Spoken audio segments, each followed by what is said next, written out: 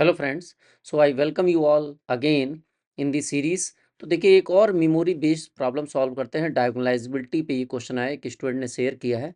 कह रहा है A and B are two matrices. ये देखिएगा सेम मैट्रिसेस है और ऑप्शन में भी आप थोड़ा सा केयर करिएगा। देखिए ये मैट्रिक्स सेम है जो दिया गया, अगर इसमें कोई डिफरेंट होगा तो भी आप कमेंट बॉक्स में कमेंट करेंगे। 0 1 0 0 0 1 0 1 0 और बी मैट्रिक्स है 0 1 0 0 0 0 1 0 1 0 0 0 एंड 0 0। अब कह रहा है द पॉसिबल करेक्ट ऑप्शन, ये शायद पार्ट सी का क्वेश्चन है, राइट। ऐसा देखने में दिख रहा है कि more than one option may be correct. तो कह रहा पॉसिबल करेक्ट ऑप्शन, कह रहा है A and B are diagonalizable over R but not over C, neither A nor B is diagonalizable over C, A and B are diagonalizable over R और A is diagonalizable over C. तो देखिए सबसे पहले जब हम डायगोनलाइजेबिलिटी की बात करते हैं तो सबसे पहले हम निकालते हैं कि उसके कई ऐसे ट्रिकी पॉइंट है जो आपको ध्यान रखना चाहिए। Any matrix if it is diagonalizable, कब डायगोनलाइजेबल होता है? If we are getting all the eigen values are distinct. अगर मान लीजिए 3x3 है या 4x4, जितने भी आइगन वैल्यू अगर डिस्टिंक्ट है then it is diagonalizable. Second, अगर कोई सिमेट्रिक मैट्रिक्स है, राइट, सिमेट्रिक मैट्रिक्स है then it is also diagonalizable. Identity matrix है, तो इस तरीके से मैट्रिक्स को आपको पहचानना होगा कि कब डायगोनलाइजेबिलिटी होता और सबसे important thing, for each eigen value if algebraic multiplicity is equal to geometric multiplicity then it is also diagonalizable. अब सबसे पहले हमें इसके आइगन वैल्यू पता होने चाहिए। If we know the eigen value we can easily find out whether it is diagonalizable or not. तो पहला वाला मैट्रिक्स देखिए, ये मैट्रिक्स कह रहा है ए इक्वल टू 0 1 0 0 0 1 और 1 0। सबसे पहले इसका कैरेक्टरिस्टिक पॉलिनोमियल निकालिए। कैरेक्टरिस्टिक पॉलिनोमियल ऑफ ए क्या हो जाएगा, सभी को पता है। कैसे निकालते हैं? Lambda cube minus sum of the trace. तो सम ऑफ द ट्रेस आपको दिख रहा है कितना, 0 लेमडा स्क्वायर प्लस उसके बाद क्या होता है सम ऑफ द डायगोनल माइनर। तो ये 1 1 निकालेंगे तो देखिए इसका डिटरमिनेंट 0 आएगा। फिर दूसरा 2 × 2 का करेंगे सम ऑफ द डायगोनल, देखिए 2 और 2 यहाँ भी बंद करेंगे, राइट, तो ये भी आपका डिटरमिनेंट 0 आएगा। और सम ऑफ द थर्ड माइनर करेंगे तो यहाँ से देखिए इसको बंद करेंगे देन भी डिटरमिनेंट 0 यानी प्लस और minus determinant of this matrix. तो यहाँ से डिटर्मिनेंट भी बहुत, ये तो 0 ही हो गया। यहाँ पे देखिए ध्यान दीजिएगा -1 होगा और इसको जब आप क्लोज करेंगे -1, यहाँ ध्यान दीजिएगा आपको दिस आप जैसे ही क्लोज करेंगे 0 और -1 आएगा, 0 -1 और माइनस माइनस का मिलके +1, तो डिटर्मिनेंट हो जाएगा 1, दिस इज इक्वल टू 0। यानी कैरेक्टरिस्टिक पॉलिनोमियल ए जो हमें मिल रहा है वो मिल रहा है lambda cube -1 is equal to 0, यानी lambda cube is equal to 1। ये यूनिटी है, क्यूब रूट ऑफ यूनिटी, तो आपको सभी को पता है इसके आइगन वैल्यूज क्या हो जाएंगे। आइगन वैल्यूज 1 हो जाएगा, ओमेगा और ओमेगा स्क्वायर, चूंकि ओमेगा क्यूब क्या है 1। तो ये देखिए आपको पता है ये दोनों नंबर कैसे होते हैं, कॉम्प्लेक्स नंबर डब्ल्यू या ओमेगा एंड ओमेगा स्क्वायर। तो ये जो और सारे डिस्टिंक्ट कॉम्प्लेक्स रूट है, 1 ओमेगा ओमेगा स्क्वायर, ये कैसे आ रहे हैं, डिस्टिंक्ट कॉम्प्लेक्स रूट आ रहा है। तो आप चाहें तो इसको ऐसे भी लिख सकते हैं, ए क्यूब माइनस बी, तो ए माइनस बी हो जाएगा और लेमडा स्क्वायर प्लस वही ओमेगा लेमडा +1, राइट, ऐसे भी आप लिख सकते हैं। तो वही सेम चीज आया, आप चाहे इसको ओमेगा के फॉर्म में लिखिए, ओमेगा -1, यानी एक रूट आएगा 1, यानी eigen value 1 omega omega square, ये कॉम्प्लेक्स रूट है। तो आप बोल सकते हैं ए इज डायगोनलाइजेबल ओवर सी, क्योंकि सारे ही जो आइगन वैल्यूज आ रहे हैं ऑल दीज आर डिस्टिंक्ट। तो इसमें देखिए A and B are diagonalizable over R, नहीं ओवर सी है, नॉट ओवर सी, ये तो ऑप्शन इनकरेक्ट हो जाएगा।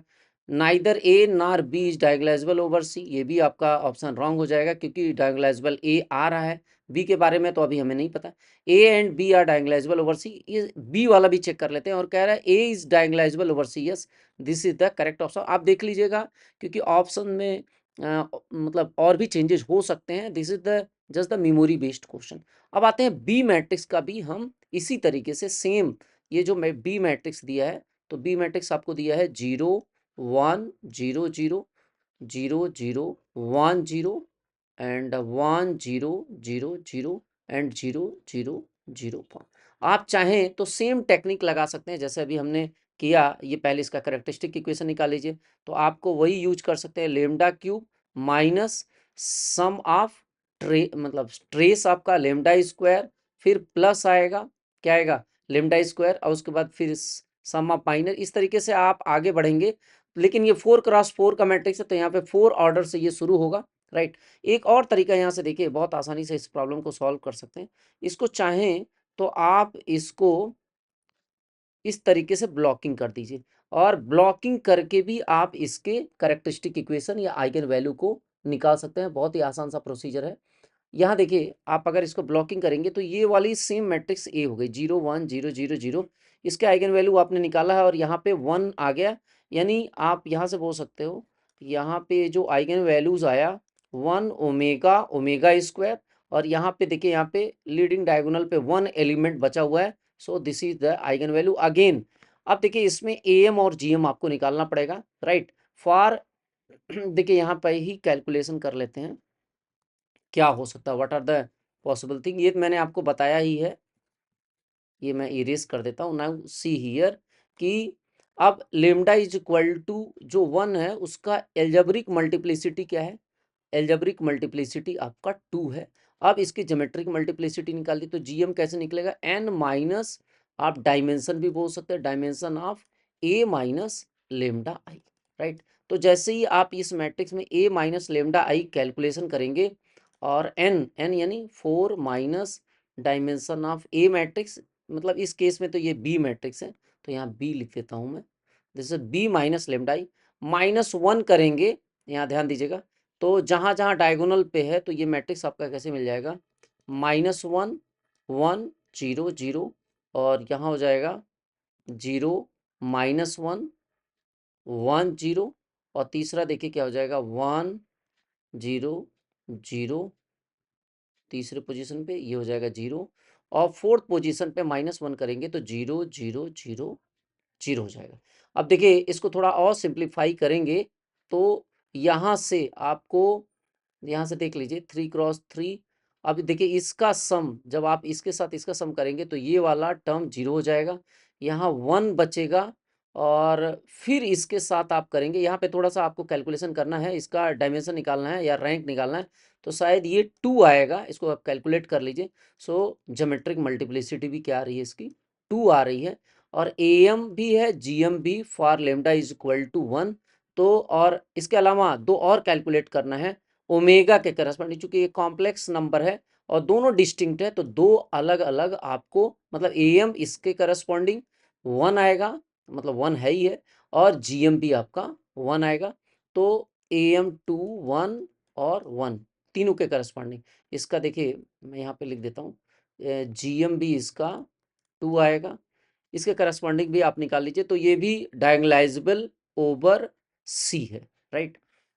तो A and B are diagonalizable over C. आप इसको थोड़ा सा इसके मतलब ऑप्शन में देख लीजिएगा, और अगर इसको लगता है कोई करेक्शन तो आप जरूर कमेंट बॉक्स में करेक्ट कमेंट करिए कि क्या करेक्ट दिया हुआ है, क्योंकि जो मेरे पास पीडीएफ अवेलेबल है उसमें यही मेमोरी बेस्ड क्वेश्चन में यही स्टूडेंट ने दिया, 0 1 0 0 0 1 1 0 0, और इस केस में।